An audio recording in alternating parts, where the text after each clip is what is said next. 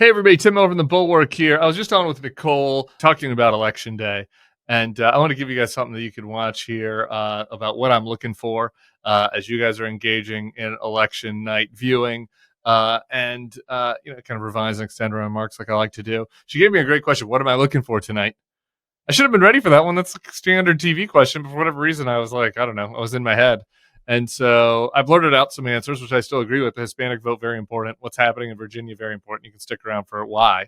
One thing I didn't say that I wish I would have is I'm looking forward to seeing Zohran Mamdani's speech tonight because there's going to be a big effort to define his victory, his likely victory after in Democratic world. What does it mean? Why? What did he focus on? What did he do?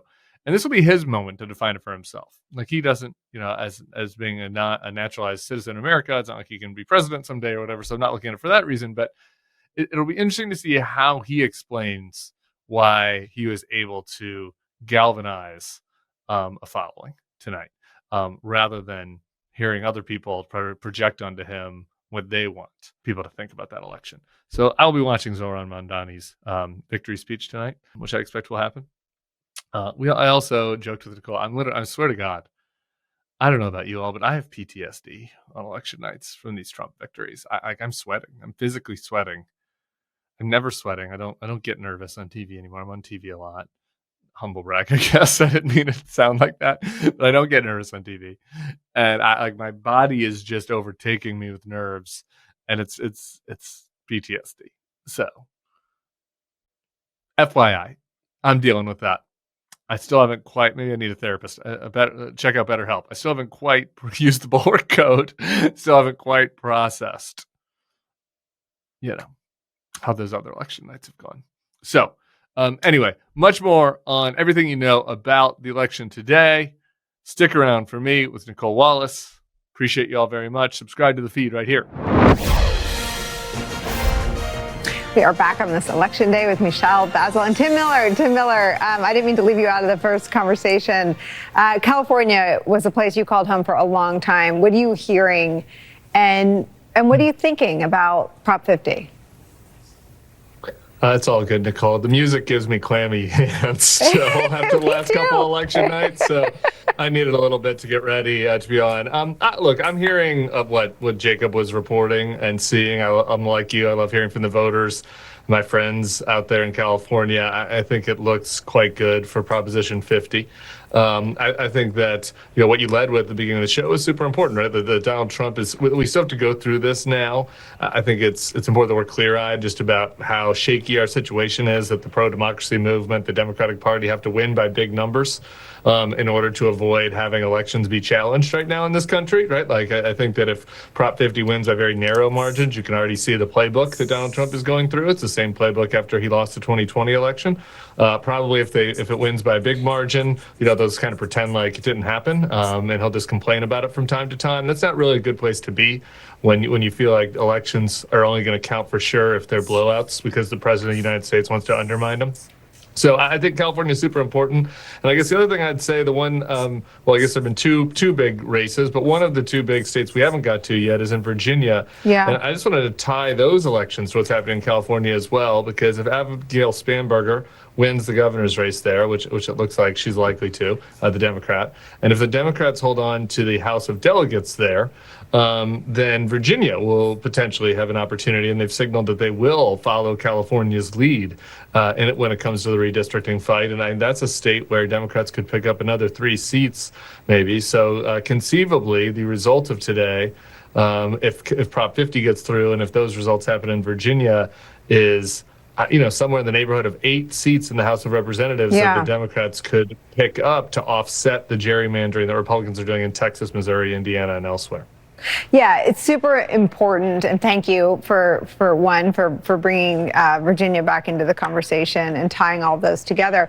I mean, the other sort of net that catches all these stories is the location of where Donald Trump, who's made no secret. I mean, all the reporting on Trump's relationship with DOJ suggests that in instances where Trump decides Blanche and Bondi aren't part of the chain of command. I mean, Halligan seems to be reporting directly to Donald Trump on some of the grand jury presentation she's made in Tish James and Jim Comey. So this is what DOJ, which Trump has made no secret in describing as an organization that he leads when he chooses to. So this is where DOJ has sent election monitors: Passaic County, New Jersey, where Alicia just was; Kern County, California; Riverside County, California; Fresno County, California; Orange County, California; and Los Angeles County, California. Does that sound like a strategic list to you, or just big vote buckets? It seems like a big vote buckets with Hispanic voters to me. Look, I think that intimidation is certainly something that is on their mind. I think a lot of times their efforts at voter suppression end up backfiring because it draws attention, and people don't want to be bullied by the government, and people want to kind of speak out for their side and have their voice be heard. But yeah, look, if you're going to send election monitors, if you're going to send federal officials to voting locations in places that have big Hispanic populations, or maybe they're mixed families where, somebody in the family is a legal resident and someone is undocumented, that might deter them from going to vote. I certainly think that is one of the things, at least, that's on their mind. Well, my first question went to what will they be wearing?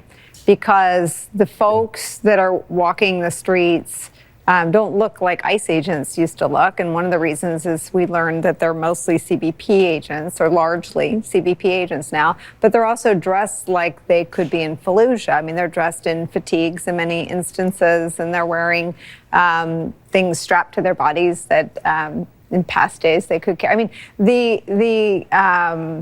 the look is meant to do what you just said: intimidate.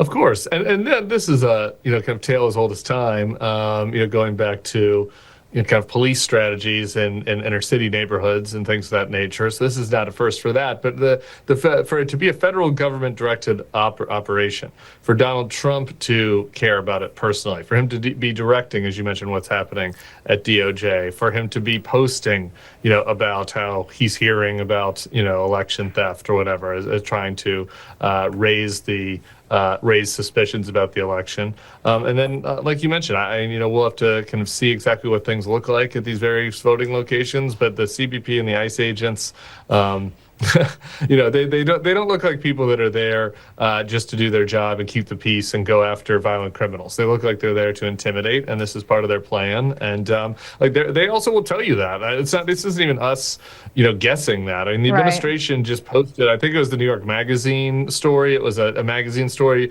about all of the kind of notch with pictures of some of the extreme activities that ICE and CBP have been undertaking. They blew up the pictures of the magazine and posted it outside the detention center in New York City today, where there are also going to be elections. So they're not subtle about what they're trying to do. Let me ask you, Tim, about Gavin Newsom.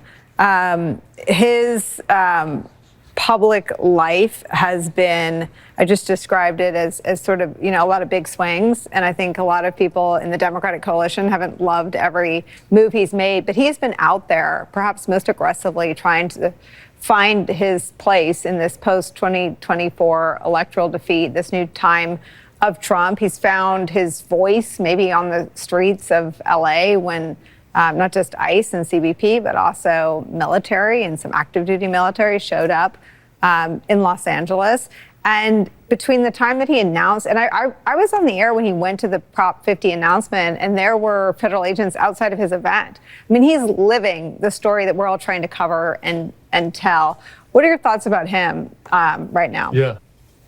Yeah, look, I haven't agreed with every move that he's made either when it comes to the governing of California. But I think that where he's been strong throughout his whole career is as a fighter, right? I go back to, I've always had a little bit of a soft spot for him, because you go back to the gay marriage fight back when he was mayor of San Francisco. He was one of the first people at the tip of the spear fighting for gay marriage back when it wasn't quite popular.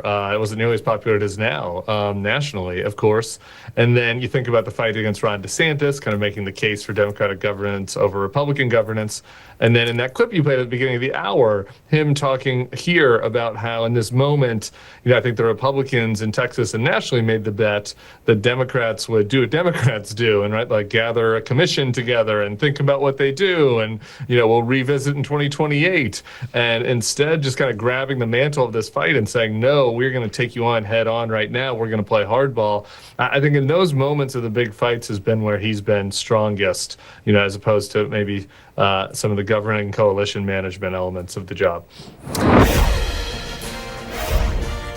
Like Tim, I get a little clammy when I hear that music, but we will be hearing that music all night long. Welcome back to our election night coverage with Tim, Michelle, and Basil.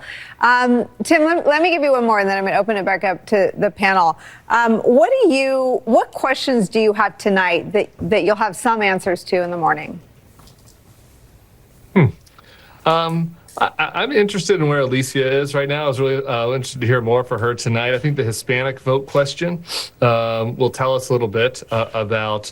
I think that will be a group that will be able to actually see whether there's been a change in the first 10 months in how people vote. Donald Trump's overperformance with Hispanics was a big reason why he succeeded. We don't talk about that as much as we do some of the other demographic groups that he overperformed with in 2024. And so I think that will be interesting to see for sure. And, like I said in the first one, I'm a political dork, so I'm going to be looking at those Virginia and New Jersey, for that matter, state legislative races. Let's see what's happening in the Virginia House of Delegates. Are they going to get a big enough lead to do a redistricting next year? Are Democrats going to do better in places that they haven't done as well, exurban parts of the state? I think Democrats will obviously do well in Northern Virginia, where government workers are rightfully enraged about DOGE and what's happened in this administration. But how do they do in the rest of the state? I think will be interesting as well.